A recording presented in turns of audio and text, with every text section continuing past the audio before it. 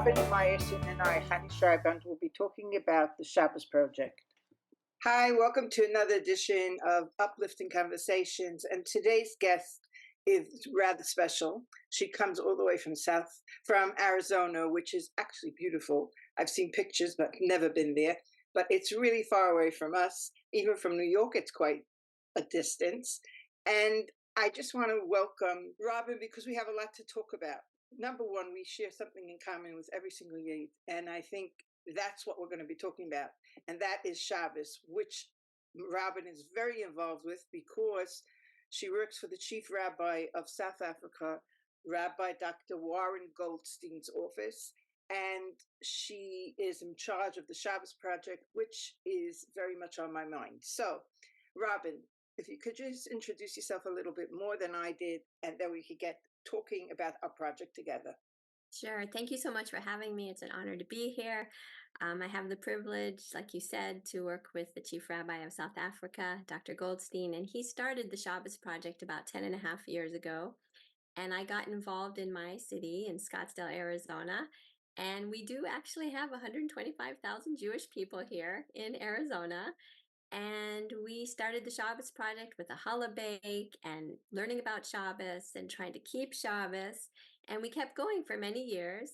And then the Chief Rabbi asked me to take responsibility for North America and to inspire other cities to get involved. And lo and behold, after 10 and a half years, we have over 1 million participants across the whole world in many countries, in Europe and Israel, of course, America, and many cities. And he has inspired a lot of people. So Shabbos is a very special thing for us, as you know. Right. So I think what I would like to know, first of all, is where are you from? What's your story, and how what got you going with the Shabbos Project? What stirred you? So I did not grow up knowing about my Jewish heritage and the gift of Shabbos. And my parents are Jewish, my grandparents are Jewish. In fact, my father's from England, but they also didn't have much education about Shabbat. And so I kind of wanted to pay it back. When I first heard about Shabbat, I thought it was, believe it or not, on Sundays. And I thought it was just for nuns. I didn't know it was a Jewish concept. I never heard about kosher or Shabbos, any of these things until I went on a trip to Israel and someone started to teach me, and the community embraced me and taught me. And because of that, I decided I wanted to give back to the Jewish people and my community. And I'm privileged, thank God, to have married a Jewish man, and I have 5 beautiful children and 4 beautiful grandchildren. And if it wasn't for someone reaching out to me to explain the beauty of Shabbat, I wouldn't be where I am today. And that's why I want to pay it forward. Right. So how did you get to hear about this project? So a wonderful friend of mine, Miriam Botner, she had recently lost a child about 10 years ago. And I was very close to her daughter and also very close with Mim. And she was looking for a project to do as an Aliyah Neshama for her daughter.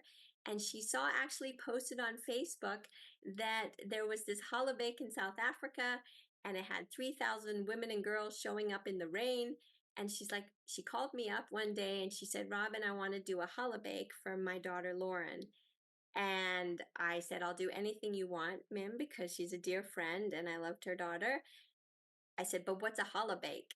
I had no idea what a challah bake was, but we just jumped right in and we fundraised to get a donor. And the lady who helped fundraise, Mrs. Grossman, who donated the first Shabbos project for Arizona, she has since passed away. She was 80 years old at the time, and she also didn't know what a challah bake was.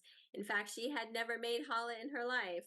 And she supported the creation of the Shabbos Project in our community, and that's how we got involved, and it just grew from there. Snowballed. I think the whole concept. I think people were really looking for something to connect, and when that came out, it just took over everyone's imagination, and I think that is what the beauty of the whole project is. It took over their imagination then, but it's continued. until today, they're still doing it, and it's getting stronger every year. It really is amazing. I've seen it going in all kinds of communities, not just someone who's returning or someone.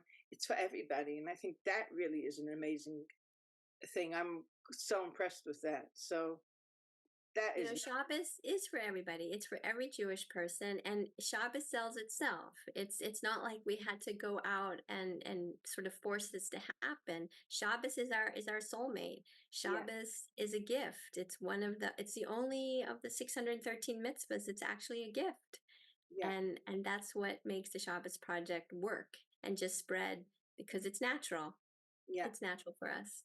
So I'm coming to this project on this new basis. I heard about this, great book from someone called Rabbi Dr. Warren Goldstein, and I heard about it a few times. I sent you off a letter, forgot completely about it, Robin. And then you called me back and you said, "Oh yeah, we're sorry we didn't send you your copy." Now, to me, first of all, the fact that you did get back to me was quite a thing impressive. But to me, it opened up a whole new idea. And that's, I think, what's amazing is that you're giving these books out to people who are learning together, and you're not asking for money. So could you explain what you're doing with that? Because that to me is an amazing project. Sure. I first read the manuscript of the book about a year Let and me a just half show ago. everybody the book. Oh, yeah, sure. Maybe you show it from your thing. I'll show it from my own. One of them will look straight. No, I think Mine you're doing a hard great because it job. comes out backwards. Yeah. Okay. Great. I actually didn't even get the hardbound copy originally. I got the manuscript as a PDF and I read it through in about a couple of days. And my two favorite topics are Shabbos and Jewish personal development. And I'm always trying to work on myself and improve myself. And a lot of people like to really do that. And self-help is really, it's a multi-billion dollar industry. People are always trying to take a webinar and You try want to my improve self-help books? themselves. Yes. That's right, self-help. And here was a book that I was reading that was a combination of self-help and Shabbos, and that Rabbi Goldstein had written, and he'd actually researched 200 sources, and each of the chapters were so short, like 2 to 3 pages, and all the footnotes were in the back. So for someone like me, or in the back of each chapter, I could read it and understand it. But then I thought to myself, I want to learn this. And I have been involved with reaching out to my fellow Jewish person in my community and setting up learning groups and leading trips to Israel. And I thought, this is not just a book to sell on Amazon or at your local Jewish bookstore, which it is for sale on Amazon. It is for sale in your local Jewish bookstore. And all the proceeds go right back to Shabbat Project, which is a nonprofit. But I thought, this needs to be learned because when you learn something, you analyze the cover, the text, the details. You can go into the footnotes, go into the sources, and it really gets inside of you more. And I literally put out one little email, one little WhatsApp to a group of ladies, and they all said they wanted to try it as a learning group, either one-on-one or with small little groups. And I can't just share that. I have to do it myself. So I got a group of ladies together and we were on Zoom and we literally took about 11 months and learned in detail the book. And the ladies in my group are mixed demographically. Some are Shomer Shabbat their whole life. Some are new. Some are converts. Some are just beginning their Jewish journey. And we all learned and we all grew from learning the book. I think what's amazing is, like you say, it's in little chapters. I gave it out to a few rabbis this week because I wanted, to try to get it out a little bit. And one of the rabbis told me, I took up the book and I right away used it in my Shabbos drasha because he wrote about the rest, menucha. And it's funny because I said the way I would start learning is also through using that one chapter, menucha, because I thought it was such a deep and interesting chapter to start with. But what I found with this book is that wherever you picked it up, wherever you picked it, you find something to talk about, which was to me like happiness. You see, it's little snippets, and I think it's such a good thing. And we're starting a group on the 5th of June, which I hope a lot of people join. But we've had loads of interest in that already, And a lot of people had the book already, and they want to join a group that learns it more deeply. So I really am looking forward to that a lot, because for me myself, I think it would be something, pushes me a bit to really look into what Shabbos is. So tell me, from what you experienced from the book, how do you, let's give them an idea of how they learn it. They pick up the book and they go through the front to the back, or do you mix and match? How do you do that? So for some groups, they learn over the phone, some learn over Zoom, some learn in person, some are learning on Shabbos, some are learning during the week. And some are learning just women, some are learning just men, some are learning mixed. It's really all over the map. It depends on the community, depends on the group leader. The group leader doesn't have to have, a master's degree in education to do this. We just have to be willing to learn the book. So, for example, when I started the book, for example, here's the cover, right? And we literally spent 15 minutes looking at the cover, and I did not expect that was going to happen, because it's an organic process when you just let yourself go and study together. And the top of it's in Rashi script over here, and then the letters here are the word yourself is actually Halfway. cut. And someone said in my group, was that like a typo? You need to tell the Chief Rabbi that there's a problem with the book. And then the group said, what do you mean create? You're not allowed to create anything. That's against the 39 malachas. So we literally had like a 15-20 minute conversation on this whole concept. You're not supposed to create. What on earth is he talking about? And then how do you do this? How do you create yourself? So the learning group, we were literally going through, we would take turns reading a paragraph, and then we would discuss. Sometimes we would just read a paragraph and move on. Other times we would go into more depth on a sentence.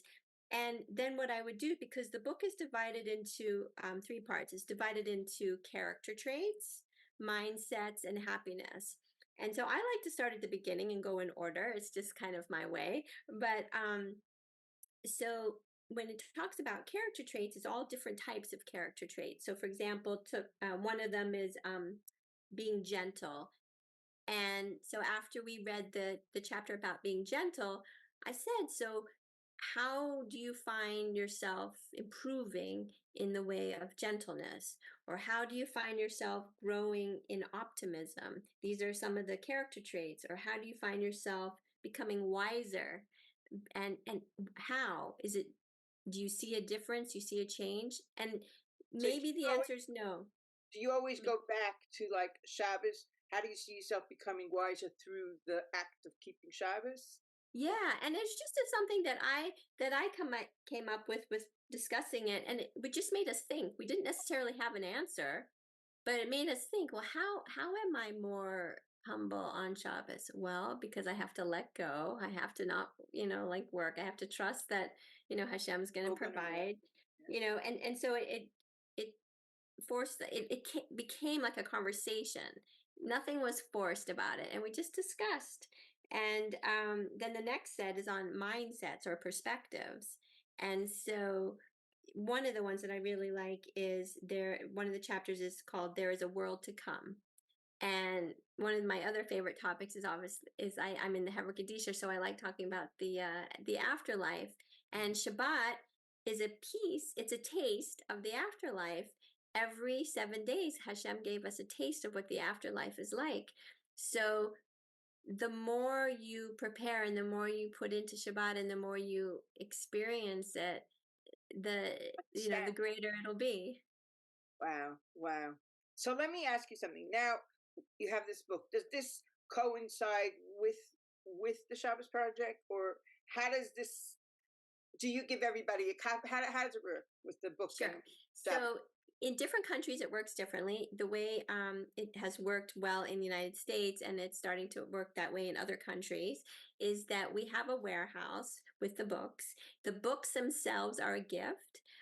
Generally, depending on where you are in the world, you pay the postage to have it delivered to you. so that there's some sort of buy-in together. The books themselves are a gift, like Shabbat is a gift, but the cost of postage is generally very reasonable, depending on how many books that you get. It's based on the weight, it's based on your zip code and where you live. And people request the book on a form, on a Google form, and then it goes directly to the warehouse. Then you get an email invoice saying this is your postage amount. You pay the postage, and then it ships.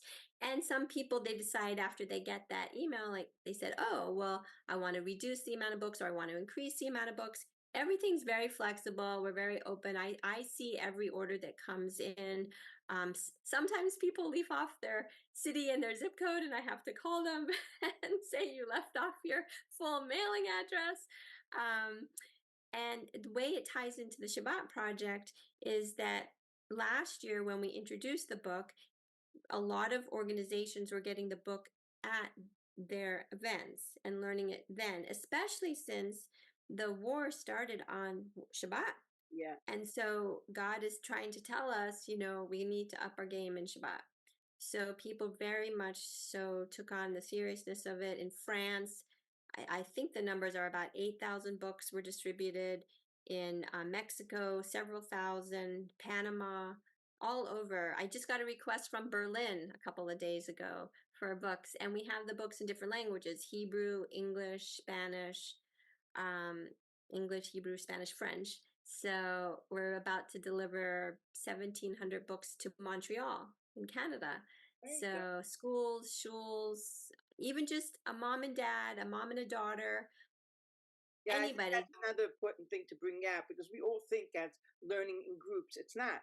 I mean, I gave it to some girls and I said, do it together, two partners. My niece, I said, it's such a good idea. Just do it. It's something they could really. I sometimes do it with my grandchildren. I think it's really a beautiful way of learning about Shabbos and learning. It's so funny because it's not about halachas of Shabbos. It's not about turn on the light, turn off the light. This is not right. This is right. It's more about the concept, the deepness of Shabbos, what Shabbos has to give us mentally. I think that's what it is, mentally, physically. That's what it is to me. It really is. And like we started out talking about self-help, and everybody wants to be happy. Everybody wants to have a good life. And so Hashem is saying, through the vehicle of Shabbat, you can create yourself. You can become a happy person through Shabbat. And I was just in Atlanta, Georgia. It's in the South, and they requested about 65 books. And what we did is I spoke on Friday night after the main course and spoke about Shabbat and how beautiful it is. And I told my personal story and told some miracle stories. And then we passed out the book and we all went around the room, and there were about 45 people there at dinner, and each person took a turn reading a chapter, or reading a paragraph within a chapter. And then we discussed it, and they're going to kick off they're learning at that Shabbat dinner, and then we're going to come back together in about 3 months or 4 months and have a sort of siyum or a celebration It's that they very good. finished. It's really good. It's amazing. So we have the Shabbos Project that comes out once a year, which tell me a little bit about how that gets, because that is an amazing project. And it's like much bigger than anything really going on in the Yiddish Chevra. The Daf Yeah, Yomi. yeah, yeah, yeah. Yeah, it's a beautiful thing. So Yeah. what we try to do is we have a meeting in usually around end of July, early August, mid-August, and kick off for all partners who want to get involved. And we do a Zoom. And in that meeting, we share creative elements of what the theme is for this particular Shabbat project. This year it's November 14th, 15th, that Shabbos. And we have this Zoom kickoff where we share the theme, the creative elements, the look and feel of the flyers, and so on. And then we create Canva materials to make it easy for all the partners. Like I have 1,000 partners in the United States. There's hundreds of partners all over the world, thousands. And if they That's want like a to, yes, it's a template. They can take that. They can make a little flyer for their holiday, for their Shabbat dinner, for their Shabbaton, for their Havdalah. They can take that material. It's very easy, and they can customize it, add their own logos, add their own, phone number, name, address, email, contact information. And then, so we provide that to them. And then we're all doing it the same Shabbat. And even just a family, if they want to invite their neighbor or their coworker, they're considered a partner. And if they want to invite them over, they're all doing the Shabbat project. So we have large organizations and schools and shuls, all the way to just somebody who's the only one of two Jews in their little city doing the Shabbat project. Amazing, amazing. Because we don't realize what, I mean, my father's been involved in Kira for many years. My whole family has been involved in Kira for many years. And, we went to America recently, and my father hasn't been there for a long time. And he met a student of his from, must be 30 years ago. And the guy stood near him in shul, and he said to the people around, he goes, "You don't know what this man did for me." And my father was trying to think, what did I do for him? And the truth is, we make such impressions with our little acts, and those little acts are just might seem very little to us, but to somebody else they make such a difference to their lifestyle. So if we show people what is our Shabbos table so holy about? Why, what are we sitting in this? You tell somebody who's not from, look, you're not allowed to open your light, you're not allowed to work, you're not allowed to, but you are allowed to, right? It frightens people. But if we show it to them with love, and it's so simple for us, and it's not a difficult thing, it's just something that gives us so much joy. I think that that's an amazing thing to be able to do. So I'm really impressed with all this. And I'm hoping to get involved with it. Of course, I told you about that. We'll talk about that on another issue, but I want you to please send me the details how people could get through to you to get their free copy, because I Sure. think that's really, important that they know that. And I hope that by listening to what we had to say today, they take onto themselves. It's such a small thing. It's a little book. It's not massive, and it's well written, very clear, and I think, very essential to most Jewish homes today. So, on before we end, I'd just like you to give us what you feel that the book could give to to Klal Yisrael, especially in today's day and age when we're going through so much hardship, so much upheaval. I mean, even yesterday, I don't know if you saw, they had bombs coming from one day, and the next minute they had how bad the Jews are. So we really have a problem. Saying it mildly, we have a problem. So, what would you say? I would say God loves us and He gave us this gift. And people are always saying, well, what's in it for me? The concept of with Him, what's in it for me? And when you read this book, you'll understand what's in it for you, because Shabbat gives you happiness. It changes your perspectives. It makes you a more refined person. You're allowed to become your best self through Shabbat. And when you share that with someone else, your Shabbat is enhanced. And it's the greatest thing to do to just reach out to someone else who's never had it. I never tasted challah or kiddush. I never heard of it. And I'm so grateful to other people to have done it for me. So that's why I want to share it with others. And don't be scared. That's what I say to people. Don't be scared. You can do it. And you're going to grow the most from doing it, from inviting someone else, and from reading this book. And I can share my phone number and my email, and then that's how people can get involved and get the book and become a partner with the Shabbat Project. Very good, very good. So, on that note, I'm going to end this, but I just want to tell everybody who's listening that if you want to find out any more, go to the show notes on the bottom. We'll write all the information. And you could join my group, which is starting next week on the 5th of June. And we're having a Zoom meeting, which is also very good. If you're in Manchester, you could pick up the book by my house. And if you are not in Manchester, we will send you a copy. Robin will take care of that. I don't know. That's not my department, but I really, really hope that we can make this even bigger. The more we put into it, the better it will be. And on that note, thank you very much for joining me, Robin. Thank you, everybody, for being here. And I can't wait to see you all again.